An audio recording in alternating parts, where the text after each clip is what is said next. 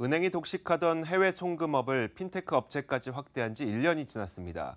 그 사이 가상화폐 열풍까지 더해지면서 해외 송금 시장 규모는 확대됐고 경쟁 심화로 평균 수수료율은 낮아졌습니다.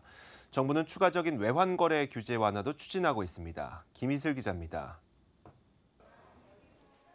정부는 지난해 7월 외국환 거래법을 개정해 은행의 해외 송금 업무 독점 구조를 깼습니다.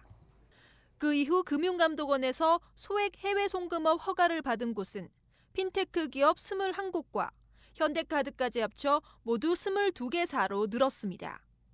이들 업체들은 건당 3,000달러, 동일 인당 연간 2만 달러 이하의 소액에 한해 해외 송금업을 할 수 있습니다. 국내에서 개인이 외국으로 보낸 송금 규모는 지난해 194억 달러로 1년 전과 비교해 2배 가까이 늘었습니다. 가상화폐 열풍과 외국인 노동자 증가 등이 영향을 미쳤습니다. 국내 비트코인 가격이 올해 초 규제가 본격화되기 전까지 해외보다 50% 가까이 비싸 김치 프리미엄으로 불리는 시세 차익을 노린 재정거래 급증으로 이어졌습니다.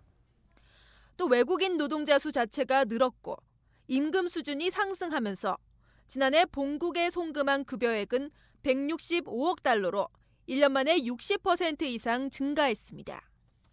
시장은 커졌지만 독식 구조가 깨진 탓에 시중은행들의 외화 관련 수수료 수입은 주춤해졌습니다. 규제 완화 이후 1분기 만에 평균 해외 송금 수수료율은 G20 국가 가운데 가장 큰 낙폭인 0.61%포인트 하락한 것으로 나타났습니다.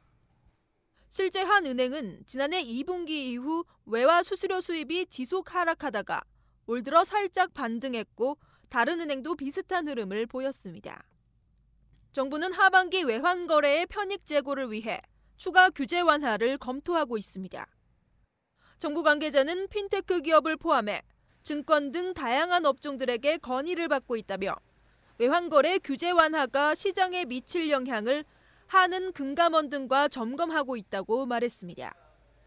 해외 송금 환전 업무를 증권사에 허용하는 것도 장기 검토 과제입니다. 머니투데이 방송 김희슬입니다.